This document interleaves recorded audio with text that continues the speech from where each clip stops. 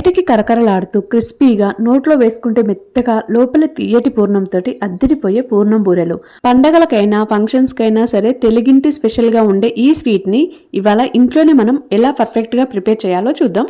1 cup వరకు శనగపప్పు తీసుకోవాలి. దానిని ఒక 3-4 గంటలు నానబెట్టుకోండి. ఇది ఇలా నానిన తర్వాత కుక్కర్లో వేసుకొని ఒక 3-4 విజిల్స్ పెట్టుకోండి. ఇది మెత్తగా ఉడుకుతుంది. ఇక్కడ చూపిస్తున్న విధంగా ఇలా మెత్తగా ఉడికితే సరిపోతుంది. ఇలా ఉడికించుకున్న తర్వాత దీంట్లో ఉన్న వాటర్ తీసి పక్కన పెట్టుకోండి. తర్వాత ఒక కడాయిలోకి మనం ఉడికించుకున్న పప్పుని వేసుకోవాలి. అలాగే నేను 1 కప్పు తీసుకున్నాను కాబట్టి 1 కప్పు వరకు బెల్లం వేసుకున్నాను. కొంచెం స్వీట్గా ఉంటే బాగుంటుందని, మీకు వద్దు అనుకుంటే 3/4 కప్పు వేసుకోండి.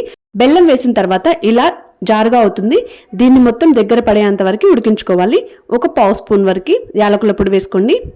ఇలా వేసిన తర్వాత దీన్ని మొత్తం దగ్గర పడేటట్టు ఉడికించుకోండి. మీడియం ఫ్లేమ్లో పెట్టి ఇలా మధ్య మధ్యలో కలుపుతూ ఉండాలి. చూసారు కదా, ఇలా దగ్గర పడాలి. పడిన తర్వాత ఇది మొత్తం చల్లారనివ్వాలి. చల్లారిన తర్వాత చిన్న చిన్న బాల్స్లా చేసుకోవాలి. ఈ సైజులో చేస్తే సరిపోతుంది. స్టవ్ పై కడాయి పెట్టుకొని కడాయిలోకి డీప్ ఫ్రైకి సరిపడా ఆయిల్ వేసుకోవాలి. ఇక్కడ నేను 1 కప్పు మినపప్పు తీసుకోవాలి. 3 కప్పుల వరకు బియ్యం తీసుకొని ఇవి రాత్రంతా నానపెట్టుకొని మిక్సీ పట్టి పెట్టుకోవాలి. ఈ పిండి మొత్తం పులియాలండి. మొత్తం ఇట్లా పులిసిన తర్వాత ఇక్కడ మనం చూపిస్తున్న విధంగా గంటకి ఇలా తిక్కుగా ఉండాలి. మనం వేలు ముంచినా సరే వేలుకు కూడా తిక్కుగా ఉండాలి. అలా అయితేనే పూర్ణానికి కూడా మంచిగా పడుతుంది. కొంచెం ఉప్పు వేసుకొని కలిపేసుకొని తర్వాత మనం ముందుగా ప్రిపేర్ చేసుకున్న బాల్స్ని ఇందులో డిప్ చేసుకొని ఆయిల్లో ఒక్కొక్కటిగా వేసుకోవాలి. ఇందులో వేసినప్పుడు ఇవి అతుక్కున్నాయి అని చెప్పేసి విడదీయడానికి ప్రయత్నం వెంటనే చేయకండి. 2 సైడ్ ఫ్రై చేసిన తర్వాత అది ఆటోమేటిక్గా మనం ఇట్లా టచ్ చేయగానే ఊడిపోతుంది అనమాట.